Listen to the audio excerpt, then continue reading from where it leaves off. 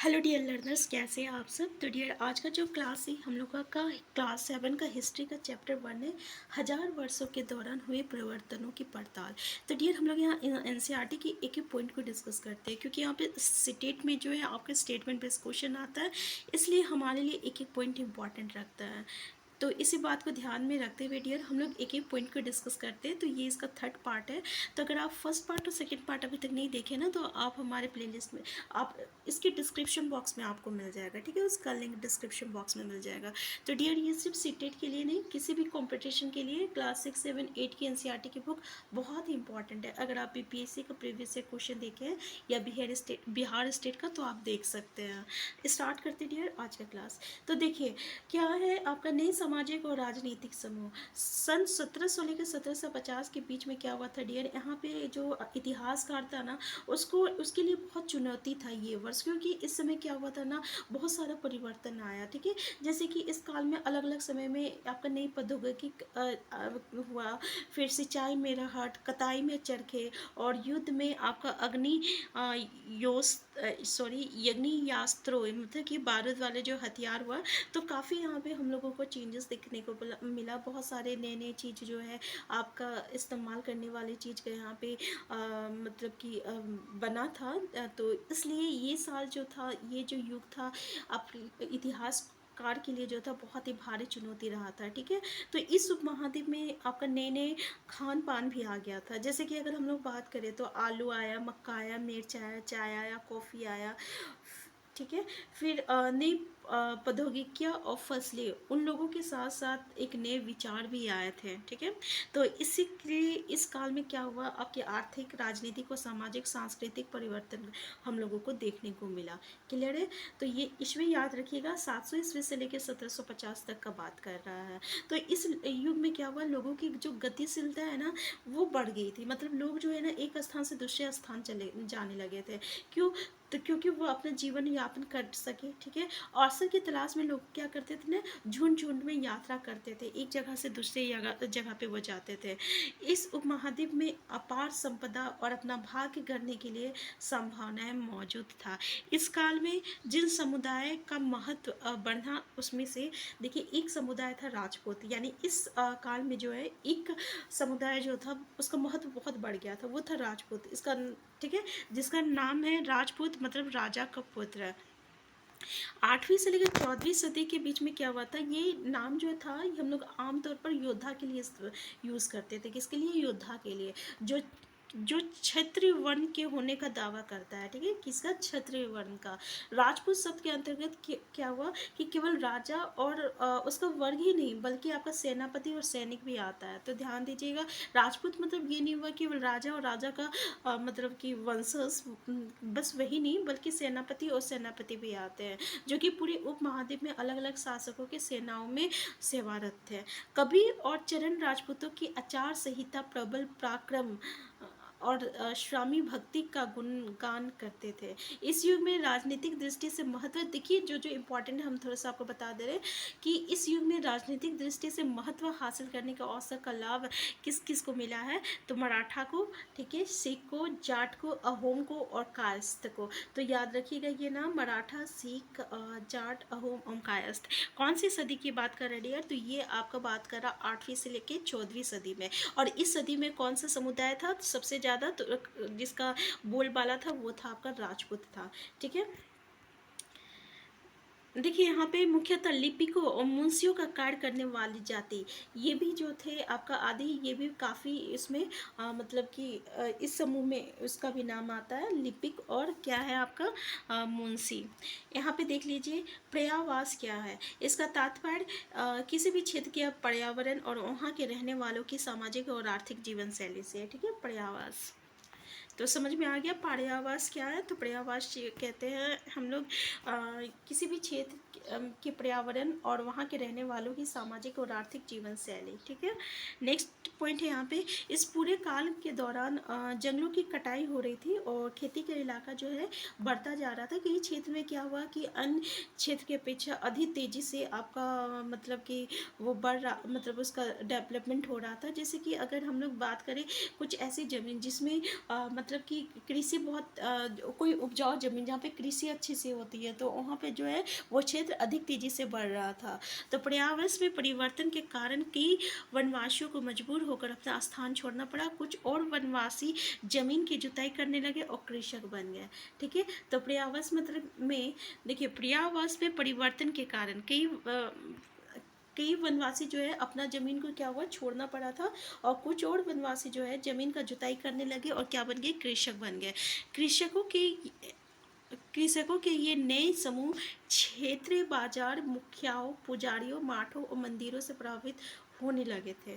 ठीक है, किसका बात कर रहा है, कृषक का बात कर रहा, मतलब कृषक में से कुछ लोग थे जो कि बाजार की तरफ, मुखियाओं की तरफ, पुजारी, मठों, मंदिर में उनका ध्यान जो जाने लगा, वो बड़े और जटिल समाजों के अंग बन गए थे। ठीक है, उन्हें कर चुकाने पड़ते थे। क्या चुकाना पड़ता था, कर चुकाना पड़ता था, और स्थानीय मालिक वर्ग की बेगार करनी पड़ती थी। परिणाम स्वरूप किसानों के बीच जो था आर्थिक और सामाजिक अंतर उभरने लगा था, क्योंकि किसी के पास बहुत उपजाऊ जमीन अगर था तो उस क्या हुआ कि उसका मतलब कि खेती अच्छा होता था, तो ऑब्वियसली उसका इनकम ज़्यादा अच्छा होता था। तो इस तरीके से यहाँ पे सामाजिक अंतर हम लोगों को देखने को मिला। तो कुछ लोग मवेशी भी पालने लगे थे, और कुछ लोग जो है खेती से खाली समय में क्या करते थे, दस्तकारी आदि का कुछ काम कर लेते थे। तो जैसे जैसे समाज में अंतर बढ़ने लगा ना, लोग जो है जाति और उपजाति में बंटने लगे। ठीक है, यानी जैसे जैसे आपका समाज में अंतर बना, कुछ अमीर होते गए, कुछ गरीब होते गए, तो ऐसे जैसे जैसे हुआ तो क्या हुआ, लोग जो है जाति और उपजाति में यहाँ पे बंटने लगे थे। देखिए, किसी जाति विशेष के सदस्यों के हाथों में कितनी सत्ता, प्रभाव और संसाधनों का नियंत्रण है, इसके आधार पर उसके दर्ज बदलते रहे। देखिए कैसे अब जाति उपजाति पे बढ़ने लगा। जैसे कि मान लीजिए कोई विशेष समुदाय के लोग हैं, सदस्य के लोग हैं, मान लीजिए वो बहुत अमीर है, उसके पास सत्ता ज़्यादा है, ज़्यादा उसके पास संसाधन है, तो इसके अनुसार जो है उसका उसके आधार पर जो है यहाँ पे दर्जा जो है बदलने लगा था, यानी जाति बदलने लगा था। एक ही जाति का किसी क्षेत्र में कोई दर्जा हो सकता था और किसी अन्य क्षेत्र में कोई और। ठीक है ना, यानी एक ही क्षेत्र में हम लोग इस तरीके से जो है वहाँ पे जातियों को उपजातियों में जो है यहाँ पे मतलब कि बांट दिया गया था। अपने सदस्यों के व्यवहार का नियंत्रण करने के लिए जाति जो है स्वयं अपने आप जो है एक नियम बनाने लगा। तो इन नियम का पालन जो है जाति के जो बड़े बुजुर्ग लोग जो है, जैसे कि अभी हम लोग भी देखते होंगे कि गांव में कैसे बड़े बुजुर्ग लोग पंचायत बैठाते हैं और वहाँ का नियम डिसाइड करते हैं। तो इसी तरीके से यहाँ भी होने लगा कि बड़े बुजुर्ग जो है ये एक सभा करवाती थी, और कुछ इलाकों में जाति पंचायत कहा जाता है, जाति पंचायत कहा जाता है। ठीक है, लेकिन जातियों को अपने निवास की गांव की रिवाजों का पालन भी करना पड़ता था, और इसके अलावा कई गांवों पर मुखियाओं का शासन होता था, और मिल मिलाकर वो किसी राज्य की एक छोटी इकाई भर होती थी। जैसे कि देखिए, मिल मिलाकर राज्य की एक छोटी इकाई भी भर होती थी, मतलब अभी भी गांव में ये प्रथा चलते आ रहा। जैसे कि गांव में पंचायत बैठता है, ठीक है ना, उसका कुछ नियम कानून होता है, अगर कोई जो होता है वो नियम को तोड़ता है तो वो पंचायत लोग उसे दंड भी देते थे। तो इस तरीके से जो है अगर हम लोग बात करें किसी भी जगह का, तो ये जो है एक राज्य का एक छोटा सा इकाई बन गया था। ठीक है, ये अपना एक अपना मतलब क्या एक समूह बना लिया था, अपना एक मतलब कि जैसे राज्य अपना नियम कानून चला रहा था, इस तरीके से ये लोग भी करने लगे थे। देखिए, इस अनुभाग में जो प्रौद्योगिकी, आर्थिक, सामाजिक और सांस्कृतिक परिवर्तन वर्णित होते हैं, उनमें से कौन कौन से परिवर्तन आपकी समझ में आपके शहर या गांव में सबसे महत्वपूर्ण रहे हैं। अगर हम लोग बात करें तो जो भी ग्राम पंचायत होता है, ठीक है ना, जो पंचायत बैठती है, ठीक ऐसे ही जाति पंचायत जो है ये पहले भी होता था, और ये अभी भी बहुत सारे गाँव में होते हैं ये प्रथा। ठीक है, नेक्स्ट है आपका क्षेत्र और साम्राज्य। तो यहाँ तक समझ में आ गया डियर, यहाँ से यहाँ तक हम लोग क्या क्या डिस्कस किए। उम्मीद करते हैं कि यहाँ का एक एक पॉइंट आप लोगों को समझ में आ गया होगा। अगर आपको हमारी आवाज़ अगर स्लो आ रहा है तो प्लीज़ कमेंट बॉक्स में बताइएगा। ये आप टाइमिंग पीरियड याद रखिएगा, 700-1750 के बीच में बहुत सारा चेंजेस हुआ था, सामाजिक, राजनीतिक और सांस्कृतिक चेंज हुआ था, नई नई खान पान आया था। ठीक है, इसके अलावा नई नई औद्योगिक का भी विकास हुआ था। इसके अलावा आपका यहाँ पे क्या हुआ था, 8वीं से लेकर 14वीं सदी में राजपूत का बहुत बोलबाला था, और कुछ भी लोग जो है उभर के आए थे, जिसके मराठा, सिख, जाट, अहोम और कार्यस्थ, इसमें दो लिपिक और मुंशी भी जो है कार्य करने वाली जो जाति है वो उभर के आए थे। और इसी बीच जो है आपका क्या हुआ कि जाति और उपजाति में लोग जो है बँटने लगे थे, और किसके आधार पर ये बँटने लगे थे, तो जैसे उसके पास संसाधन था, उसका सत्ता था, उसी के तर्ज पे जो है उनका जाति उनको उनको दर्जा दी जाती थी। और फिर इसके बाद ये क्या किए, अपने नियम कानून बना लिए, जिसमें बड़े लोग और बुजुर्ग लोग जो है उस नियम को वो करवाते थे, और जिसको जाति पंचायत भी कहा जाता है। और इस तरीके से जो है ये एक राज्य का छोटी इकाई बन गया था। क्लियर है? नेक्स्ट पॉइंट है, नेक्स्ट देखते हैं यहाँ पे हम लोग। देखिए, क्षेत्र और साम्राज्य, चोल, तुगलक या मुगल, ऐसे बड़े बड़े राजाओं के अंतर्गत जो है कई सारे क्षेत्र आ जाते हैं। जैसे दिल्ली के सुल्तान गियासुद्दीन बलबन जो है, ये आपका 1266 से लेकर 1287 के बीच में है, कि प्रशंसा में एक संस्कृत प्रशस्ति, इसके यानी एक संस्कृत प्रशस्ति जो है, ठीक है, ये क्या बोले कि उसके एक विशाल साम्राज्य का शासक बताया गया। ठीक है, मतलब प्रशस्ति वो होता है ना जो राजा के बारे में कुछ बताता है, ठीक है, उसको प्रशस्ति कहते हैं। तो संस्कृत प्रशस्ति में आपका गियासुद्दीन बलबन के बारे में एक विशाल साम्राज्य का शासक बताया गया था। ठीक है, जो पूर्व में बंगाल गोड़ से लेकर पश्चिम में अफगानिस्तान के गजनी गज्जन तक फैला हुआ था। याद रखिएगा, पूर्व में बंगाल गोड़ से लेकर पश्चिम में अफगानिस्तानी की गजनी गज्जन तक फैला हुआ था। ठीक है, ये याद रखिएगा। और जिसमें संपूर्ण दक्षिण भारत द्रविड़ भी आ जाता है, देख लीजिए। ठीक है, तो जैसे कि गोड़, आंध्र, केरल, कर्नाटक, महाराष्ट्र, गुजरात आदि भिन्न भिन्न क्षेत्रों के लोग उसकी सेना के आगे जो है पलायन कर जाते थे। इतिहासकार विजय अभियान के इन दावों को अत्योशक्तिपूर्ण मानते हैं। साथ ही वो ये समझने की कोशिश भी लगे रहते हैं कि शासक लोग इस उपमहाद्वीप के भिन्न भिन्न भागों पर अपना अधिकार का उल्लेख क्यों करते रहते हैं। तो ये इसमें से इम्पॉर्टेंट है, याद रखिएगा। आपका गियासुद्दीन बलबन को संस्कृत प्रशस्ति में कहाँ से कहाँ तक का ये साम्राज्य बताया था। ठीक है, ये याद रखिएगा, ये इम्पॉर्टेंट है। अब देखिए क्या हुआ था, सन 700 तक के क्षेत्र में अपने आप भौगोलिक आयाम हो चुके थे, और उनकी अपनी भाषा तथा संस्कृत विशेषताएं भी, यानी उनकी एक अपनी भाषा बन गया था, एक संस्कृति बन गया था। और ये क्षेत्र जो है विशेष शासक राजवंश से भी जुड़ा हुआ था, और इन राज्य के बीच में बहुत सारा टकराहट भी था। जैसे कि काफ़ी टकराते थे, मतलब एक दूसरे के बीच में, राज्य के बीच में।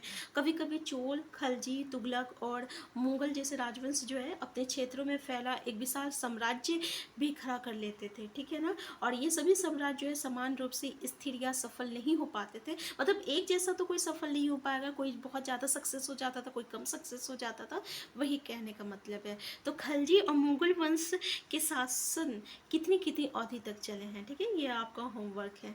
नेक्स्ट है आपका 8वीं सदी में मुगल वंश पतन के ढलान पर था। 8वीं सदी में, ठीक है, मुगल वंश फलस्वरूप आपका क्षेत्रीय राज्य फिर से उभरने लगा था। लेकिन वर्षों में जो क्षेत्रीय साम्राज्यों का शासन चल रहा था, उसमें क्षेत्रों की प्रकृति बदल गई थी। उन पर छोटे बड़े राज्यों का जो है शासन चलता रहा, और उन राज्यों की बहुत सी बातें इस उपमहाद्वीप के अधिकतर भाग पर फैले इन क्षेत्रों का विरासत में मिला था। ठीक है, तो यहाँ पे कुछ खास नहीं है, इम्पॉर्टेंट है। यहाँ पे देखिए, इस तथ्य का पता हमें इन कई परंपराओं से लगता है जो इन क्षेत्रों में उभरी थी।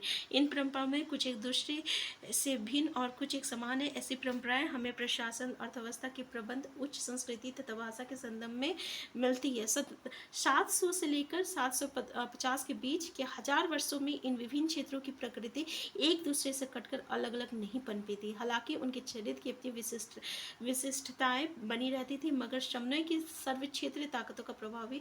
तो चलिए यहाँ से एक बार आप उम्मीद करते हैं कि जो इम्पोर्टेंट पॉइंट है यहाँ से यहाँ तक आप लोगों को समझ में आ गया होगा। ये चीज़ अभी हम लोग जो है देखते हैं कि भाषा तथा क्षेत्र। सन 1318 में कवि अमीर खुसरो जो है इस बात पर गौर किया था। देख लीजिए, अमीर खुसरो। इस देश के हर क्षेत्र की एक अलग भाषा है, जैसे सिंधी, लाहौरी, कश्मीरी, द्वार समुद्री दक्षिण कर्नाटका में, तेलंगानी आंध्र प्रदेश में, गुजरी गुजरात में, महाबारी तमिलनाडु में, गौड़ी बंगाल में, आदि पूर्वी उत्तर प्रदेश में, और हिंदवी दिल्ली के आसपास। याद रखिएगा डियर ये। तो अमीर खुसरो ने आगे बताया कि इन भाषाओं के विपरीत एक भाषा संस्कृत भी है, जो किसी विशेष क्षेत्र की भाषा नहीं है, ये एक प्राचीन भाषा है। ये क्या बोलते हैं आपका अमीर खुसरो कि संस्कृत जो है किसी एक भाषा का नहीं है, किसी एक जगह का भाषा नहीं है। जैसे कि अगर हम लोग बात करें आंध्र प्रदेश में तो तेलंगानी है, अगर गुजरात की बात करें तो गुजरी है, लेकिन संस्कृत जो है किसी एक भाषा क्षेत्र का भाषा नहीं है, ये एक प्राचीन भाषा है जिसे केवल ब्राह्मण जो है वही जानते, ब्राह्मण जानते थे और आम जनता नहीं जानते थे। अमीर खुसरो द्वारा उल्लेखित भाषाओं की एक सूची बनाई है, ठीक है। तो यहाँ से यहाँ तक आपके लिए इम्पॉर्टेंट है कि कौन सा क्षेत्र में कौन सा भाषा था, और संस्कृत क्या क्षेत्रीय भाषा, सॉरी किसी क्षेत्र का भाषा था, तो ये किसी क्षेत्र का भाषा नहीं था बल्कि ये हर जगह का भाषा था, प्राचीन भाषा है जिसको ब्राह्मण ही सिर्फ जानते हैं। क्लियर है। अब इससे आगे डियर जो है हम लोग नेक्स्ट क्लास में डिस्कस करेंगे। तो अगर आप चैनल में नए हैं और ये वीडियो आपके लिए हेल्पफुल है तो प्लीज़ चैनल को सब्सक्राइब कर लीजिए ताकि इससे हमें मोटिवेशन मिले।